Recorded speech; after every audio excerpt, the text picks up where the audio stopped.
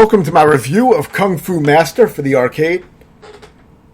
So for this game, I would say think of it as a much harder version of the NES game. And it has a little bit less tight control. And the visuals to me are not as clean. I mean, technically better graphics, obviously, because it's arcade compared to NES. But, for me, I like the cleaner visuals of the NES one better.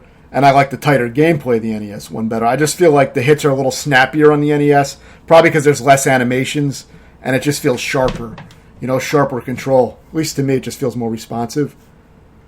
But this game is not far behind, but it does take some adjusting to, just because it's a little bit, to me, a little bit less accurate than the NES one when initially playing it. I'm sure, you can adjust to it. This game took me maybe around 2 hours and 34 minutes to beat. And I was already, of course, familiar with the game, having beaten the NES version many years ago. But I have a tutorial of this version up on the channel, so check that out. It has commentary, breaks down all my strats, which you may find entertaining, and if anything, a good way, to, if you're not familiar with the game, you can check that out first before playing the game and have an idea of what to expect. It may save you some trial and error. But a lot of the game is just going to be, precise execution of, dodging, striking, things like that, and knowing what to do. It's an old arcade-style game, but it's definitely a classic game. But for me, my classic memories of this game and my nostalgia for the game are of the NES one. I never saw the arcade version that I can remember. I did actually get it on Atari 2600 as well after the NES one. But the NES one is the one that I really remember, and the one that I really liked. Of course, for me, it was still very hard. I don't think I could beat it when I was very young. It was still, the NES one was even too hard for me as a kid. I didn't beat a lot of games when I was really young. Probably not until I was in my earlier teens. Even though I started out with games when I was 6 with the Atari 2600, and then the NES a few years later. NES games were a bitch to beat as a young kid, at least for me. But I loved them because they were so mysterious. You didn't get to see most of the game, and you really felt like you had to fucking, work hard to make any kind of progress. And I still value that in games today, which is why, even on modern games, I usually set them on the harder settings, just to have a little resistance. But yeah, so this game, it's very simple. There's 5 floors. Each floor is a little bit different, but the main idea is that you're getting to the end of each floor where you're going to fight the boss of the stage. And then, of course, you kill the boss. The bosses have health bars, which is always appreciated. Even a lot of modern games don't put health bars on their bosses. So, you got to appreciate that shit. But, yeah, so, you take out the boss and you move on to the next stage. And it is a game that you have to beat on 1 CC. There are no continues, but you do have a few lives. And you can earn 1-ups off of points.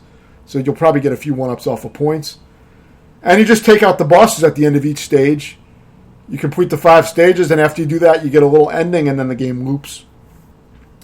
So most of the game is going to consist of just punches, kicks, jump kicks, sweep kicks, and things like that.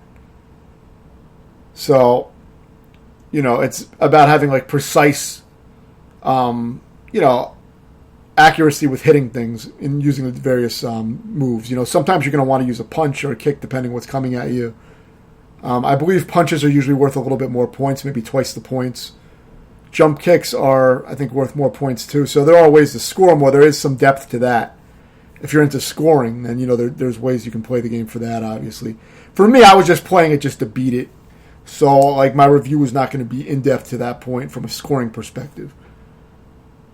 But it's very similar to the NES version. So if you're looking for a slightly different and harder version of the NES version, this is a good version to play. It's also the original, so it's kind of cool to see where the game started from. Depending which version you experienced first when you were younger would probably depend, which one you really remember.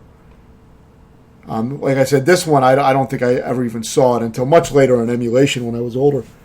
But it was very cool. It's very cool to see the original versions of these old games. But yeah, even though I don't have nostalgia for this particular version, I would still, consider this a classic game. It's a very, it's just kind of a simple game to get into, but it's challenging. And and it's just a solid game. It's not one of my favorites, but I do have a lot of good memories of the NES when, just a simple game that was enjoyable.